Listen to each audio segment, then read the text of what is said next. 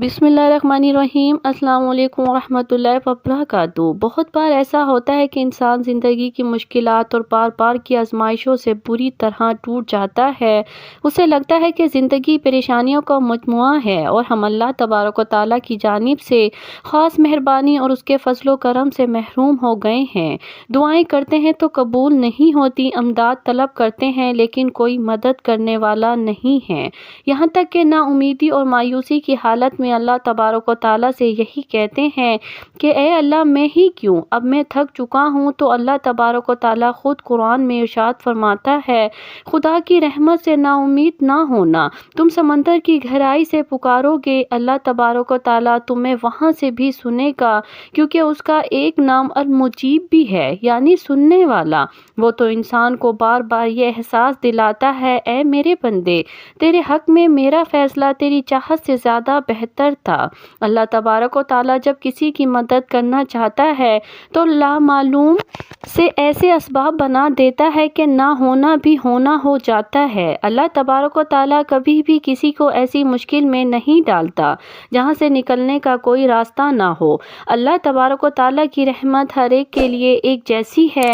बादल से बरसने वाले पानी से ज़रख़ेज़ ज़मीन सब्ज़ा उगा लेती है। सहरा की रेत उसी पानी से अपनी प्यास बुझा लेती है, जबकि वही पानी पत्थरों को महज छू कर गुजरता जाता है। जहाँ पानी गिरता है वहीं सब्ज़ा उगता है और जहाँ आंसू गिरते हैं वहाँ रहमत उतरती है। और जब इंसान अपने रब पर इस कदर भरोसा करता है कि उसके अलावा कोई भी उसकी मदद करने वाला नहीं, तो अल्लाह तबारक व तआला भी कुन फयाकुन के मौत से ज़रूर करता है।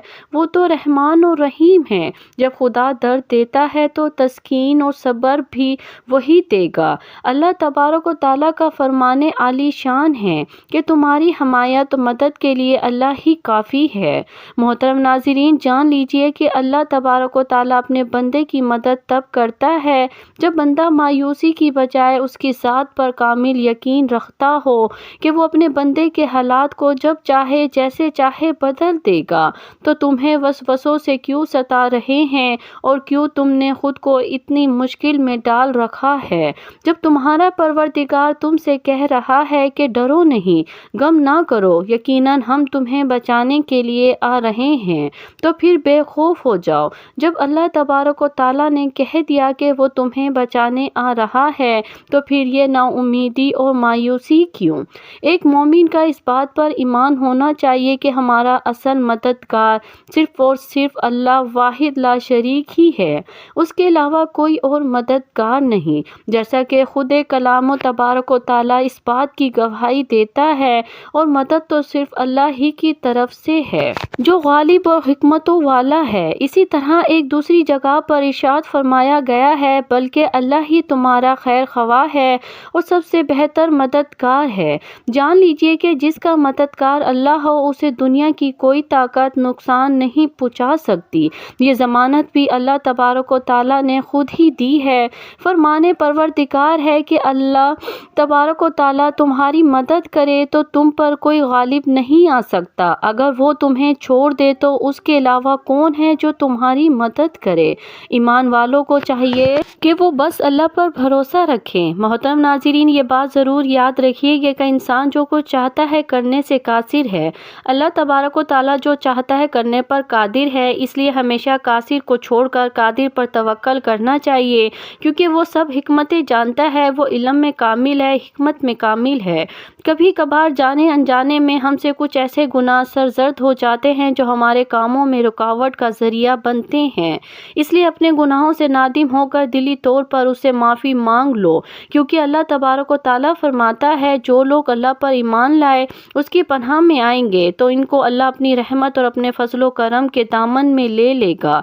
मोहतरम नाज़रीन, अल्लाह तबारक व तआला हमेशा नामुमकिन चीज़ों में ही नज़र आता है। अचानक से कोई दरवाज़ा बंद हो और खुल जाए, और कोई ला हासिल चीज़ है तो वो हासिल हो जाती है। अचानक से हालात का बदल जाना और अल्लाह तबारक व तआला की मदद के इशारे तो यूँ भी मिलते हैं जब अल्लाह तबारक व तआला तुम्हारे दिलों को अंदेशों से निकाल कर मुतमईन करना शुरू कर दे, तो ये उसकी मदद کا اشارہ ہے کہ اللہ تبارک و تعالیٰ کی مدد بہت ہی قریب ہے۔ اللہ تبارک و تعالیٰ فرماتا ہے، ذرا غور کر کے بتاؤ کہ اگر کبھی کوئی تم پر اللہ کی طرف سے مصیبت آ پہنچتی ہے تو کیا اس وقت تم اللہ کے سوا کسی اور کو پکارتے ہو؟ تو پھر اگر وہ چاہتا ہے تو وہ اس مصیبت کو تم سے ہٹا دیتا ہے، کیونکہ وہ کون فیکون کا مالک ہے۔ جس قدر خلوص اور گہرے یقین کے ساتھ اس سے مدد مانگو گے تو وہ تمہاری سوچ اور خیال سے بڑھ کر تمہیں نوازے گا، کیونکہ وہ ناممکن کو ممکن کرنے پر قادر ہے۔ اللہ تبارک و تعالیٰ قرآن پاک میں ارشاد فرماتا ہے، انہوں نے صبر کیا یہاں تک کہ انہیں ہماری مدد پہنچ گئی۔ اسی طرح اللہ تبارک و تعالیٰ فرماتے ہیں کہ وہ صبر کرنے والوں کے ساتھ ہے۔ جب کبھی صبر تھکنے لگے تو یہ بات یاد رکھنا کہ تم صبر اس لیے کرتے ہو کہ اللہ تبارک و تعالیٰ نے کہا ہے، اور جب تم صبر اس لیے کرتے ہو کہ اللہ تبارک و تعالیٰ کی رضا ہے اور اللہ میری طرف دیکھ کر مسکرائے گا، تب وہ درد بھی سکون دینے لگے گا۔ فرمانے باری تعالیٰ ہے، اے ایمان والو، صبر اور نماز سے مدد لیا کرو۔ جب تم اللہ کے دربار میں اپنی بے بسی کا ظاہر کر کر اللہ تبارک و تعالیٰ کی طاقت کا واسطہ دے کر دعا مانگو گے تو پھر دیکھنا کہ کیسے وہ معجزے کرتا ہے، کیونکہ اللہ تبارک و تعالیٰ فرماتا ہے، جب کوئی ٹوٹ کر مجھے پکارتا ہے تو میں اس کی دعا قبول کرتا ہوں۔ جب بھی لگے کہ اب جینے کی کوئی وجہ باقی نہیں رہی تو اللہ تبارک و تعالیٰ کو اپنے جینے کی وجہ بنا لو، کیونکہ ایک وہی دروازہ ہے جو کبھی بند نہیں ہوتا۔ اس ذات سے کبھی مایوس مت ہو، وہ رب ہے جس نے تمہیں بنایا ہے، وہ تم کو تم سے زیادہ جانتا ہے۔ مشکل وقت میں اللہ تبارک و تعالیٰ کی ذات سے رو کر اور گڑ گڑا کر دعا کرو، کیونکہ جہاں انسان کا حوصلہ ختم ہو جاتا ہے وہاں سے رب تبارک و تعالیٰ کی رحمت شروع ہو جاتی ہے۔ اپنے رب کے سامنے سچے دل سے اپنی کمزوریاں بیان کیا کرو، وہ انہیں تمہاری قوتوں میں تبدیل کر دے گا۔ بے شک وہ ہر چیز پر قادر ہے۔ جب کبھی مشکلات اور آزمائشوں سے الجھ کر دنیا سے مدد مانگو گے تو مایوسی ہی تمہارا مقدر بنے گی، اور آخرکار تھک ہار کر تمہاری نگاہیں واپسی اسی ذات سے مدد مانگیں گی۔ تو بس اپنے رب پر یقین رکھو اور اس سے مدد مانگو، وہ ہر چیز سے نواز دے گا جس کی تمہیں خواہش ہے، کیونکہ معجزے ہمیشہ یقین والوں کے لیے ہی ہوتے ہیں اور وہ جلد ہی تمہارے لیے مدد بھیجنے والا ہے۔ محترم ناظرین، اللہ تبارک و تعالیٰ کی مدد آنے کی 7 نشانیاں یہ ہیں۔ نمبر 1، دعا کی قبولیت۔ اللہ تعالیٰ کے لیے مومن کی دعا ایک بہت بڑی چیز ہے۔ جب اللہ تعالیٰ کسی کی دعا کو قبول فرماتے ہیں تو یہ اللہ کی مدد کی نشانی ہے، اس لیے آپ کو ہر وقت دعا کرنا چاہیے اور یقین رکھنا چاہیے کہ اللہ تعالیٰ آپ کی دعا کبھی بھی نظر انداز نہیں کریں گے۔ نمبر 2، جب اللہ تبارک و تعالیٰ پر یقین ہو تو وہ انسان کے مقابلے میں آنے والی بلاؤں کو دور فرما دیتا ہے۔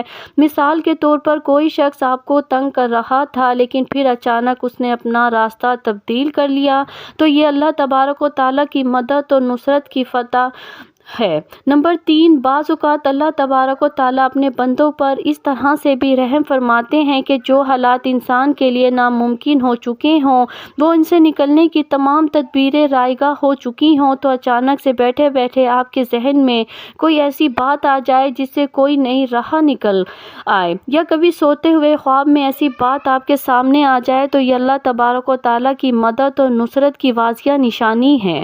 نمبر 4، جب اللہ تبارک و تعالیٰ کم آمد اور کم رزق میں برکت عطا فرما دیتے ہیں اور تنگ دستی میں بھی انسان کو راحت میسر آ جاتی ہے، تو یقیناً یہ بھی اللہ تبارک و تعالیٰ کی جانب سے مدد کی واضح نشانی ہے۔ نمبر 5، جب اللہ تبارک و تعالیٰ کسی شخص کو خطرے سے حفاظت دیتے ہیں اور اس پر لٹکی خطرے کی تلوار کو دور فرما دیتے ہیں، تو یہ بھی اللہ تبارک و تعالیٰ کی مدد اور حمایت کی نشانی ہے۔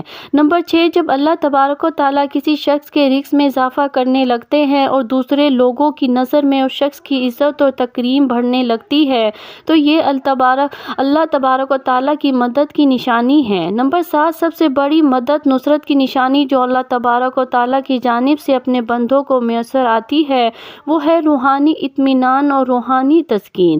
جب کسی شخص کا دل اللہ کے ذکر میں اور اس کی عبادت میں سکون محسوس کرنے لگے تو سمجھ لے کہ اس کی دنیا اور آخرت سنوارنے والی ہے، اور اللہ تبارک و تعالیٰ سے دعا ہے کہ ہم سب مسلمانوں کو ایسی مدد عنایت فرمائے کہ ہماری دنیا اور آخرت سنورتی چلی جائے، آمین یا رب العالمین۔ محترم ناظرین، اللہ تبارک و تعالیٰ سے محبت ظاہر کیجیے، نیچے کمنٹس باکس میں اللہ کے 99 ناموں میں سے کوئی سا بھی ایک نام تحریر کر دیجیے۔ اگر آپ کو میری ویڈیو پسند آئے تو اسے لائک، شیئر اور سبسکرائب ضرور کیجیے گا۔ دعاؤں میں یاد رکھیے گا۔ جزاک اللہ خیرن کثیرا۔ اللہ ہم سب کا حامی اور ناصر ہو۔